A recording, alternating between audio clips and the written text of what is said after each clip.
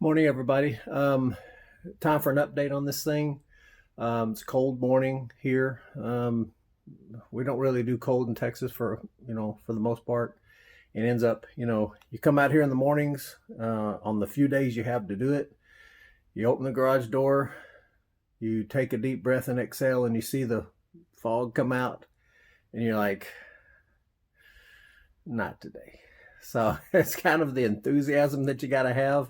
I'm not saying it's gone, but it certainly ain't there like I had when I was, 25, 30, so forth. But so I've been doing a little bit of stuff on the Viper back there. I had to get it ready for a meet that we had coming up. We drove to Austin, up there, went to Coda.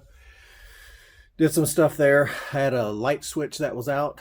Tried to fix that. Come to find out, not only was the switch burnt, which is a common problem for these things, the harness itself was completely melted. So I got in there to fix it. Figured it'd be a quick switch in and out. Wasn't. So still went to Coda. I just made sure that we didn't get caught anywhere that would require night driving. So anyway, back on the Saturn here. And like I was telling you, whenever I got this rear mount setup done, just the positioning of it, which was the lion's share of the problems, I would then start. It should go pretty quick. But again, I get 2 days theoretically off a week to do this kind of stuff. And if I don't have anything else going on, my son's getting his driver's license, we have to go through all this stuff, and a lot of crap you got to go through for that. If you got kids, but anyway, so I have been able to come out here and do some stuff, and I was just going to show you what we've done so far. All right, so this is the Spartan pump. This is the return pump. TurboWorks wants you to use a -8 line from the bottom of the turbo to here, but then you can use like a -6 or a -4 up here. It doesn't matter, they say.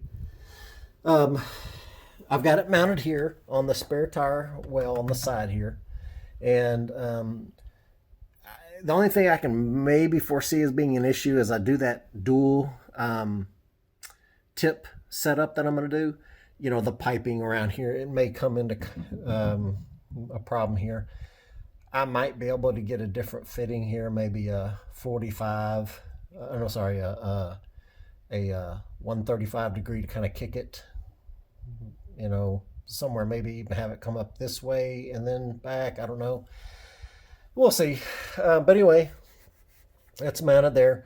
The sound of this thing's pretty quiet. The pump, your fuel pump, if you turn your key on and you don't start the car, you'll hear it for about 3 or 4 seconds and it shuts off. It's designed to do that. I've got this tied into that same circuit, so it mimics that. And when this is running, it really, I knew you got to expect some noise. You're not going to find a pump out there that's whisper quiet, especially when it's attached to this real thin metal. But for a rear mount system, this is a necessity. It has cooling fins on it. This comes from the factory, so that tells me that this thing may get kind of warm. This pipe here is your feed pipe from your filler neck, for your filler neck to your gas tank. I didn't want this warmth to seep into here. And then while I'm sitting at a stoplight jamming to my favorite music, go nuclear, and just blow up. So I've got some heat reflective, the gold stuff here. Of course, this bottom feed line from the turbo center section, this is the return. So it's coming over here. It's being sucked into here, pressurized, and then being sent back to the engine. So that pipe, it goes all the way over here. Here's your check valve coming off the bottom side of the turbo. Flow just coming this way. It'll stop it going back. One note about check valves, and I'm going to clean that tape up that you see there. Don't worry, I just was trying to get this thing fitted. Check valves, you got to make sure of the cracking pressure. Like flow's going this way, but if cracking pressure was 10 psi, these things are gravity feed typically. Now, 10 pounds for this pump, it would suck it, okay? But I'm just saying in terms of, you want about a 1 or 2 psi crack pressure, okay? And just to be safe. But anyway, so it comes, feeds back over here. And then, of course, it pressurizes it back up to the return right there. And the line goes up over the filler neck. I've got this one, whereas this one is mounted basically here on the subframe on this side. I've got this one going into the actual subframe, kind of caught up underneath there. And of course it feeds on back over there, and I'll show you here in just a second where that goes. Okay, and so one of the last things I'm going to do is, naturally, I'm going to run a pipe from there, tee it out, and go to 2 separate tips. I think I've showed y'all those already. Ought to look pretty cool once it's done. I wanted to show you, so here's where my manual boost controller is going to be at. It just comes off the, just the nipple off of the turbo here, goes into the port on the bottom, and then the port on the side comes out, and that goes over to the side port of that HKS wastegate. And so I'm going to work off of the spring. I'm just confused because I have a 10-pound and a 7-pound spring. Originally it came with a 7-pound, but I think I bought the 10-pound obviously to move up so I could just run off the gate. So I don't really know what's in there. I'll have to wait till I get it, out on there and testing and see. If it's got the 7-pound, I'll probably just leave that in there and use the Grim Speed boost controller to control boost. And we'll see how that goes. If it's got the 10, I intend to run about 14 pounds. So, I don't know if it'd be better to run the 10-pound and bump up off that, or run the 7 and bump up off that. I don't know. We'll see how it responds. I don't know. We'll see. But anyway, I want to show you how I got it mounted up there. It's just mounted up there. I'll reach up under the back and click, click, click, and that'll up the boost. Of course, there's our HKS pod filter coming up. I'm going to take this and raise it up just a little bit. I just got to be careful of how this thing flexes when it's under boost so that it doesn't hit anything back here. And I still need to make my little plate here. I'm going to make just a little, kind of like to continue this section here, but just down here, and it's going to be saddled to where it'll kind of just hold over this, and that'll help with any kind of water kick up and stuff like that. Okay, so here's our feed and our return coming back. And like I said, it just follows down. It just goes all the way down, all the way back up to the front. Now I got a bunch of jack stands under here holding these pipes up because I just got done fitting this all the way up, and now I'm going to go through and put some hangers on this. And the pipe, when I had it originally, the exhaust pipe, when I had it originally welded, the guy that did the weld, I took all this to him at the shop. He welded it on the bench. Of course, as you know, when you weld, there's some bending and tweaking that might happen. If you focus too much on this side, the pipe will kind of bend this way. So it fit when I took it to him, when I had it tack welded just to get it positioned. But for some reason, when it came back, it wouldn't bolt up to my V-band clamp here. I've already got this covered in this blanket type stuff, the tape, and I'll take it back down and spray it with that coating they recommend. But again, I was just doing this while I had it off originally. So let's hang that out so I don't forget that's in there. But so the next step is to get this situated correctly, get that taken care of. Then I'm going to go through, and at all the stock hanging points, I'm going to weld my little hanger rod on there, and then put the rubber, these little rubber isolators on there. And that'll be at a couple points on up to the header. And at the header, a common issue with these headers that we put on these cars is most people don't retain or reuse. There's a bracket on your factory exhaust pipe that when it sweeps up underneath the block, there's a bracket there that is it's before the flex tube, the mesh flex tube. And what that does is it's designed to hold the header with the engine movement. So when you have engine torque, it moves with it. And the flex tube is meant to take or absorb this long, heavy piece of pipe that's affixed to it with any other flexion. Okay, so what happens though, people don't use that bracket, so the flex tubing isn't really in the picture so much. So it all relies on the header itself to support that weight. And that's where you have, in the past, a lot of these guys would have cracked hot shot headers or cracked whatever. So you have to use that bracket you get. And of course, it won't fit your new header, so you have to make one. And so we're going to do that. So we're going to hang it. I think the next hang point is right there. And then I actually believe there may be one more down there, but the actual next one may be actually at the header itself. And then I've got some like, they're actually exhaust hangers, but they're like U-clamps. And I'm going to put a couple of them along the length of this pipe down the way. And I'm going to go down here and show you this other little thing I've used. Whether it'll work or not, I don't know. I did it just because. Now, keep in mind, this is going to be wrapped also, just like this. So that'll help keep the heat away from this pipe sitting right next to it. But I also added this other part in there that I got from siliconeintakes.com. And I've never heard anybody use them, never heard feedback, but we'll see if they don't work. All right, so here's where we have the 4 into 2. So just before it goes into 1, there's this flex tube. That bracket that you're going to make needs to be up in here in this area. I've got it actually a paint mark on there where I want it to be. So when I go to make the bracket for it, I'm just going to use a simple exhaust hanger rod, bend it around, and then make like kind of a flange up above. And there's a bolt up there I can use the factory mounting location where that factory one was held on. And it'll be held right there. I'm just going to connect it to one of the pipes there. But so goes down now. This will all be holding on to and grabbing with the engine. So that'll move with the engine flexion. And then of course, the flex tubing is what handles any kind of flexation that goes on from here on. So there it runs down the length of that. There's your intercooler tubes and so forth. So from the intercooler tubes, of course, comes up, makes a small, quick, like a 45. Then it makes a 90 up here and another 90. And then, of course, it comes out here, and it's right behind the oil filter.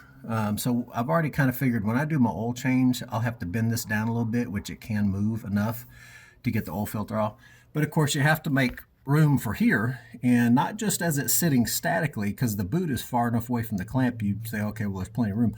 But when this steering rod is moved, you know, like when you're turning far left, this kicks out farther, and it, you know, you got to be careful it doesn't contact here. So all these things you're thinking of when you're doing this to worry about, you know, contact and so forth. Same thing with the CV shaft here. I actually put a wheel on here and turned it in and out, and then also put weight up underneath the control arm to simulate, you know, being on the ground, to make sure that when that happened, that this didn't ride up and hit this, and it doesn't.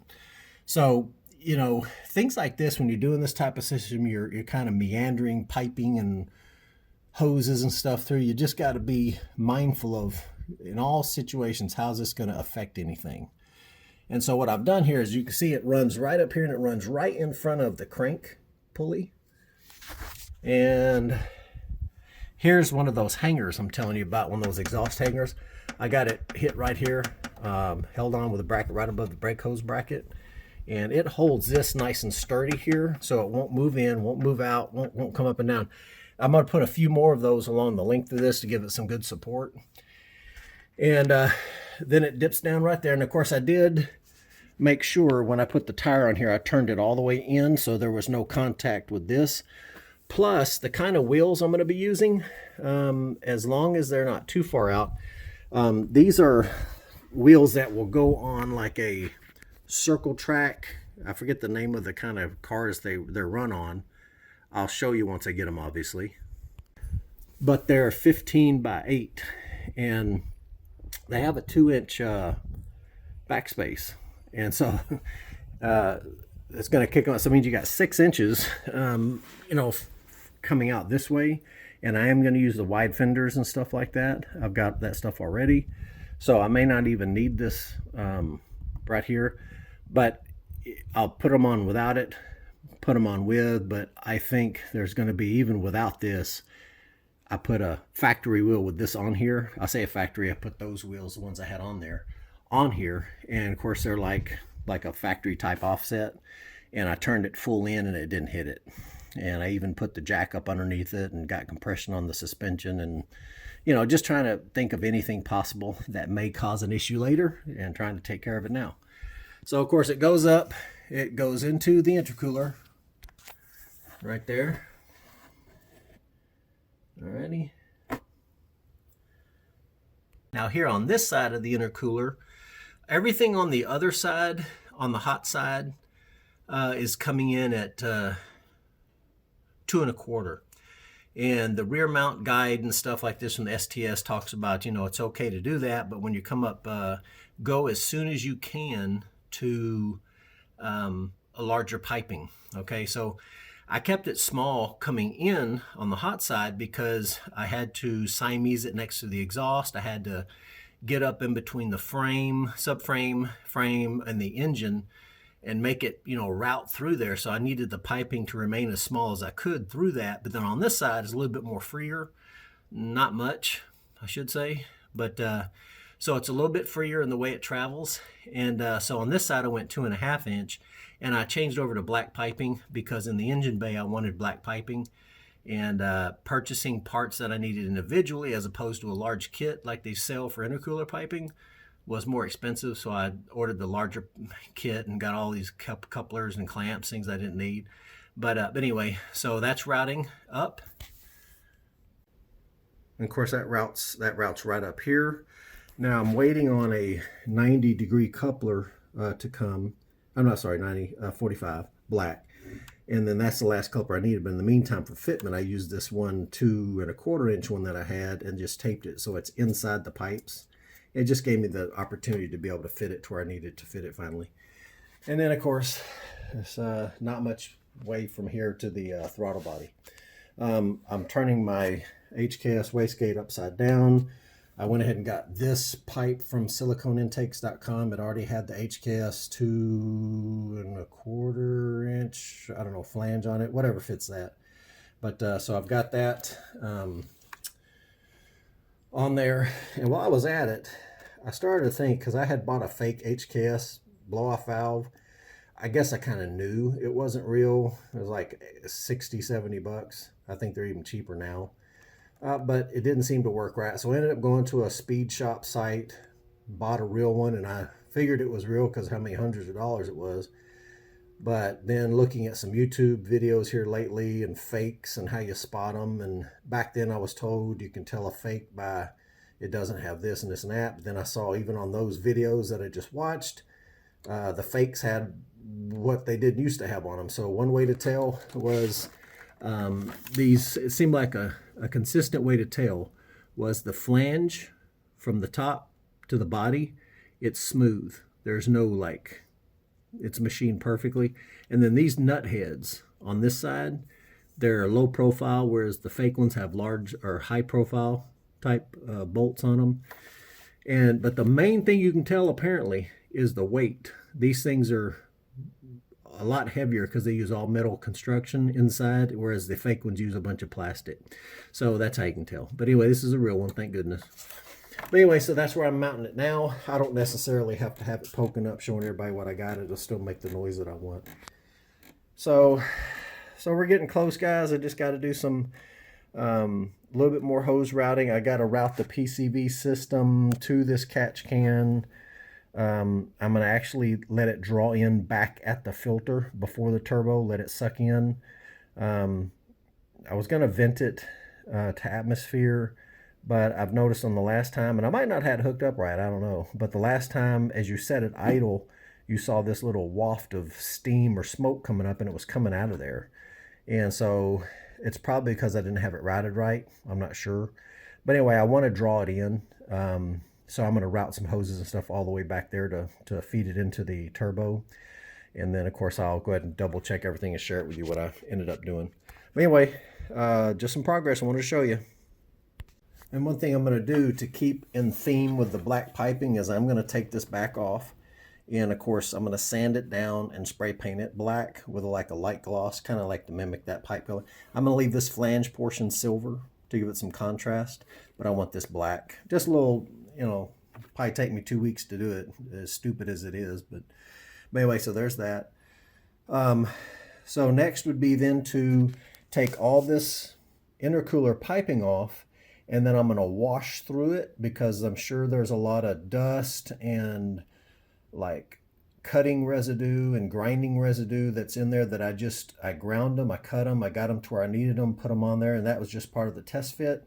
So now I need to make sure that I don't suck in all kinds of metal particulates. So I'll be taking this off. I got a couple gas cap testers from the state inspection machine at work. And so I'm going to put these at the front there and seal it off and block it off. Not only I'm going to charge it full of air and maybe run some fluid in here and just blow it out with like solvent and such, but then also I'll use this to pressure test it up to 20 pounds. And by pressurizing it up well over what I plan to use, like to 20 pounds, like I said, I only plan to run maybe 14.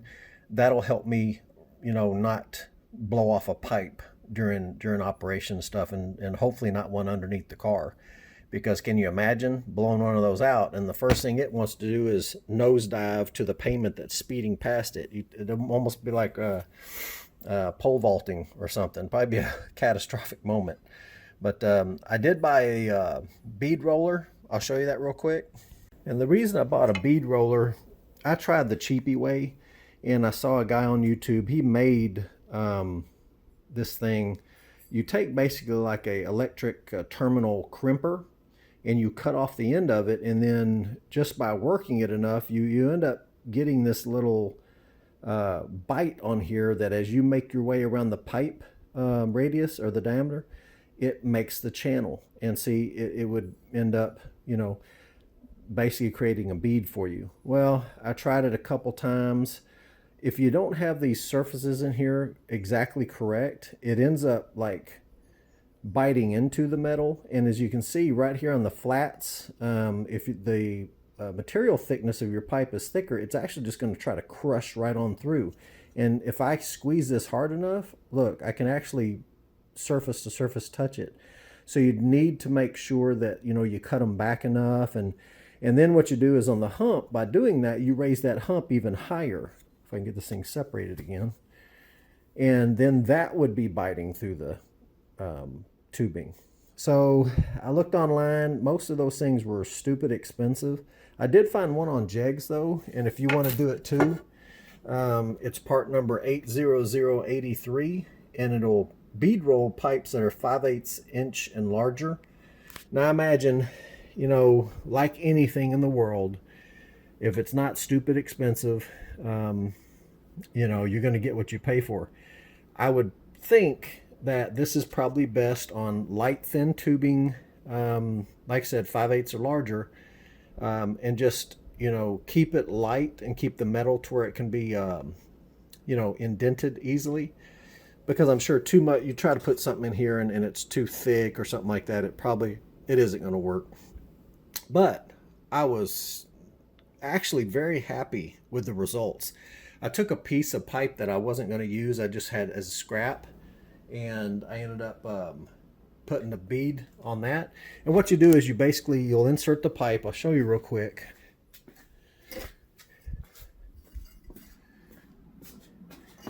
You just put the pipe in here like this, okay? And you tighten down on that. And as you tighten down on that, it brings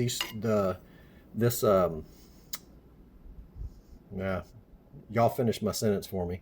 This down onto here, and of course it pushes this notch up into the pipe, and that's where you get your bead from, okay? Now, here's the bead that came with it. In other words, it was factory done with a machine from the people that I bought the piping from. And yeah, that's the end I did the bead roll with. Look at that. Perfect. I like it. So it's going to be important to have that, so that you make sure that your pipes don't blow off and stuff like that. Because it did happen to me several times with my old system. And it seemed like when I tightened them down enough, especially with thin wall construction, sometimes it actually, the tube would get kind of creased in where you had the clamp.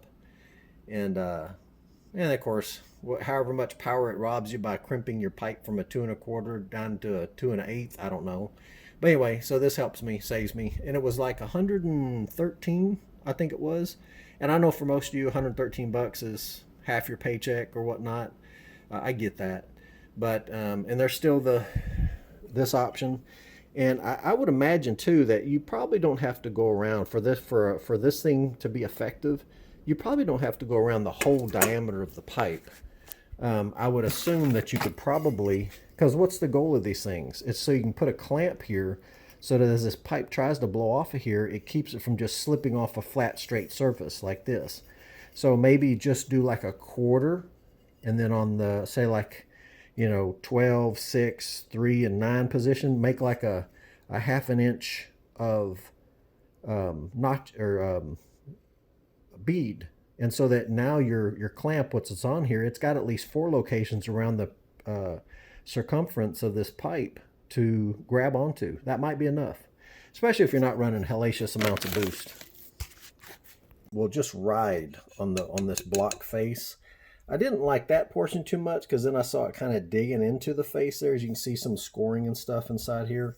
But what you do then is you're going to hold the pipe just lightly, and then you're going to turn this crank handle. And what I recommend you do, you're not looking to put the bead in on one pass. Okay, so you want to turn it, you want to crank it down a little bit, turn it just a little bit like that, and then holding the pipe, turn this handle like maybe a full revolution, and then tighten it down just a little bit more, turn it again, a little bit more, turn it again, a little bit more, until you get the bead you want.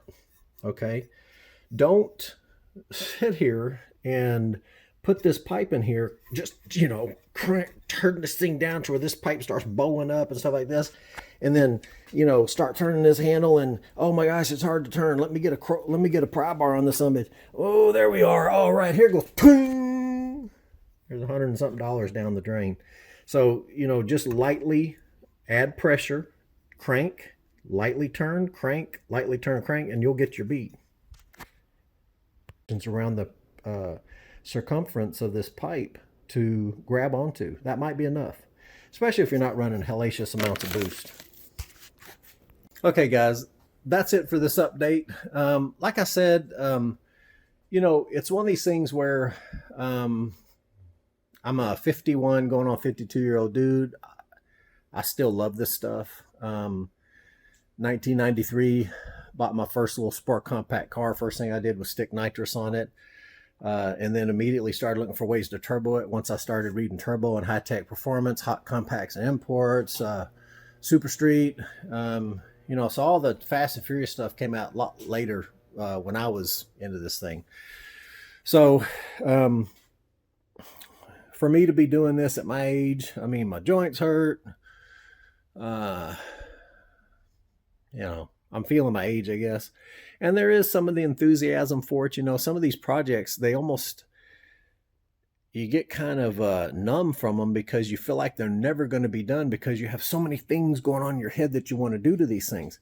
And what I found that I have to do in order to stay going on it is to make sheets of paper with little bullets on there and say, okay, well, I'm going to make these little short-term goals, because eventually you're going to knock that whole sheet out. But what you don't do is you don't come out here on 1 or 2 days that you have free and try to get the whole thing done in that time frame, because you just get frustrated and you get kind of you just feel the load of trying to get this all done, and you realize, man, if I try to get this all done, it ain't gonna happen. So if I can do it, I know a lot of you guys listening to this are younger, y'all can do it. It just takes time, patience. You can't do everything you want all of a sudden. You got to work for it. Do a lot of it yourself. Don't rely on anybody to do it. Yeah, I'm not saying my stuff is on the level of some performance and speed shops out there.